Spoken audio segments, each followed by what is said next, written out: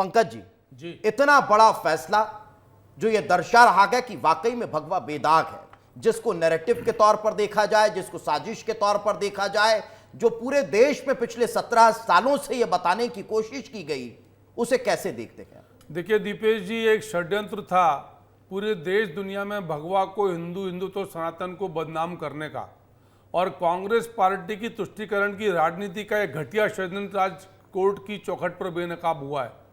इनको शर्म नहीं आई चिदम्बरम को, सुशील कुमार शिंदे और दिग्विजय सिंह को, कि तुष्टीकरण के लिए जो प्रकरण 2008 का प्रकरण दीपेश जी मालेगांव का, शुरुआत में सिमी के लोगों के नाम थे जांच में, 2011-12 में चिदम्बरम जी गृह मंत्री बनते हैं भारत के, और वो एक नई थ्योरी गढ़ते हैं भगवा आतंकवाद की, समर्थन देते हैं श्रीमान दिग्विजय सिंह जी। तो जिस केस में पहले आरोपी सिमी के लोग थे, 11-12 में जांच की सुई हिंदू आतंकवाद एक नई परिभाषा गढ़ने पर शर्म नहीं आई आपको चिदम्बरम जी, दिग्विजय सिंह जी? अरे हिंदू भगवा रंग तो हमारे तिरंगे में, दिग्विजय सिंह जी, चिदम्बरम जी।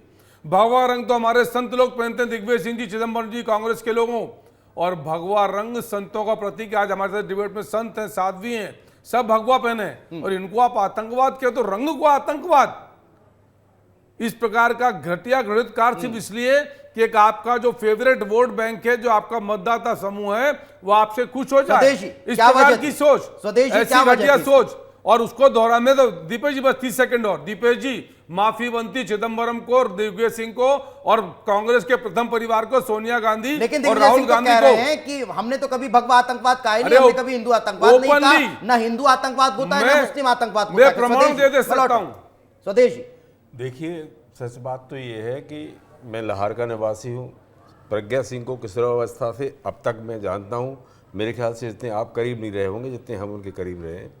उनकी विचारधारा को जानते हैं, हर चीज़ को जानते हैं, और ये न्यायालय का फैसला है, इस पर कोई टिप्पणी तो करना नहीं चाहता और ना कोई कर पाएगा, सभी को मानना पड़ेगा फैसला। लेकिन सच बात यह है कि देश में सबसे पहला आतंकवादी हुआ नाथूराम गॉडसे, जिसने राष्ट्रपिता महात्मा गांधी की हत्या की।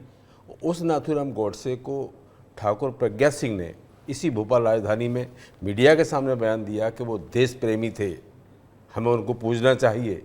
और इसी सरकार में ग्वालियर में नाथूराम गॉडसे का मंदिर बना, उसकी पूजा भी होती रही। तो इससे विचारधारा का पता चल जाता है कि प्रज्ञा सिंह जी की विचारधारा क्या है, कि जो नाथूराम गॉडसे को जिसको कोर्ट ने आज बरी कर दिया, बात फिर आप कटघरे में खड़ा कर देंगे। मेरी बात, मैं जो बात कह रहा हूँ, बात झूठ साबित कर दें आप, कांग्रेस तो कोर्ट ने क्या करा, कोर्ट ने क्या करा? और दीपेश जी विषय क्या है आज? विषय क्या है? भगवा आतंकवाद का षड्यंत्र। स्वदेश जी, आज विषय भगवा आतंकवाद और कांग्रेस की टिप्पणी, भगवा आतंकवाद और दिग्विजय सिंह, भगवा आतंकवाद और चिदम्बरम, इसका उत्तर दीजिए। माननीय दिग्विजय सिंह जी का बयान हम देख रहे थे अभी हाल, उनने तो ऐसा नहीं कहा। अरे इसके पहले बयान भी तो है, अरे इसके पहले रावण मां सीता का हरण करने आया अरे था, प्रभु इसके भगवा पहन के आया था, तो वो साधु तो नहीं हो गया? नहीं तो आप पूरे भगवा को कटघरे में खड़ा कर देंगे क्या? पूरे भगवा को कटघरे में खड़ा कर देंगे, जिस भगवा के तहत पूरा देश को। मैं संत अवधेश पुरी का रुख करूंगा। क्या संत अवधेश पुरी महाराज जरा बताइए कि अगर कोई एक आरोपी है, कोई एक अगर दोषी है, तो क्या पूरे भगवा को आप कटघरे में खड़ा कर देंगे? अरे पूरे भगवा को तो कर ही नहीं सकते, असंभव है, इम्पॉसिबल है, लेकिन एक को भी नहीं कर सकते।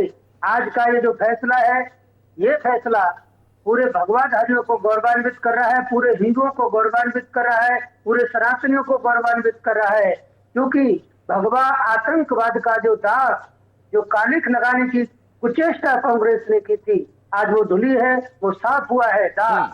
कहने का तात्पर्य है कि भगवा आतंकवाद का दाग लगाने वाली कांग्रेस आज उसके मुंह पर कालिख पोत दी इस कोर्ट के फैसले ने कि भगवा आतंकवादी नहीं है, आतंकवादी है तो आपकी सोच है जो कि हिंदुओं को बांटना चाहती है अपनी वोट बैंक के लिए। आप वोट बैंक के लिए हिंदुओं को आतंकवादी बना, यानी समझा जा सकता है कि वोट बैंक इसका सबसे बड़ा कारण था। मैं लौटूंगा आपके पास, मुनव्वर अली जी का रुख कर लेते हैं। मुनव्वर जी, कैसे देखते हैं इस फैसले को? अब ये तो आप भी स्वीकार करेंगे ना, जो हुआ था वो गलत हुआ था। मैं सबसे पहले तो ये कहूँगा कि एक जल्दबाजी होगी कि इसके अंदर खुशियां मनाने की, जब तक सुप्रीम कोर्ट का कोई फैसला नहीं आ जाता। और किसी भी कलर को या किसी भी धर्म को अगर आतंकवाद से जोड़कर देखा जाता है, चाहे वो भगवा हो, क्या इस्लामिक आतंकवाद हो, ये सबसे बड़ी गलती है। क्योंकि आज देखिए 19 साल से तो ये गलती तो पहलगाम में भी हो गई थी। बॉम्बे की बॉम्ब ब्लास्ट के अंदर जो 11 लोग बरी हुए हैं, उसके बारे में भी मीडिया को ट्रायल करना चाहिए कि किस तरीके से इस्लामिक आतंकवाद के नाम से बेकसूरों को जेल के अंदर रखा गया, जबकि जो प्रेशर कुकर बम फटे थे उनकी आज तक तफ्तीश नहीं हुई कि किसने वो 7 प्रेशर कुकर बम खरीदे थे जिसके अंदर। तो ये भी देखना चाहिए कि किसी धर्म से नहीं दौड़ना चाहिए। एक रिएक्शन साध्वी विद्यापुरी जी का ले लेता हूं। साध्वी विद्यापुरी जी, कैसे देखते हैं इस फैसले को? और सबसे बड़ा सवाल कि आज खुश होंगी, भगवा आतंकवाद नहीं होता क्या? भगवा बेदाग साबित हुआ क्या? बिल्कुल भी नहीं होता है। भगवा आतंकवादी कभी नहीं हो सकता। जो भगवाधारी है वो देश को एक करने में रहता है। सनातनी यह जो रंग है, और ये कांग्रेसी लोगों को जानना चाहिए, जो वो दुपट्टा अपने ऊपर ओढ़ते जिसमें तिरंगा है। आपने देखा होगा कि जितने भी कांग्रेसी है अपने ऊपर तिरंगा का दुपट्टा ओढ़ते, तो उस तिरंगे में भी भगवा रंग है। तो अगर आप भी अगर वह तिरंगा रंग में जो भगवा रंग ओढ़ रहे हो, तो फिर इनडायरेक्टली आप अपने आप को भी बोल रहे हो कि भगवा ऐसा है। ठीक, शैलेशानंद महाराज जी, आप क्या कहेंगे? कैसे देखते हैं इस फैसले को? आतंकी नहीं हो सकता। देखिए, स्पष्ट बात आप सुनिए, हिंदू संत हो, हिंदू धर्मावलंबी हो, वो वैचारिक रूप से क्रांतिकारी हो सकता है, किंतु आतंकवादी नहीं हो सकता। आज का जो फैसला है ना, ये फैसला इस बात को पूरी तौर पर तस्दीक करता है, इसके ऊपर मोहर लगाता है कि आप इस विषय को समझिएगा कि हमारे देश के अंदर सुप्रीम कोर्ट ने बड़ी अच्छी बात बोली कि किसी भी आतंकवाद का कोई धर्म नहीं होता, किंतु साथ में ये भी सत्य, वैश्विक परिवेश के अंदर जितना आतंकवाद हुआ उसका एक ही धर्म होता है।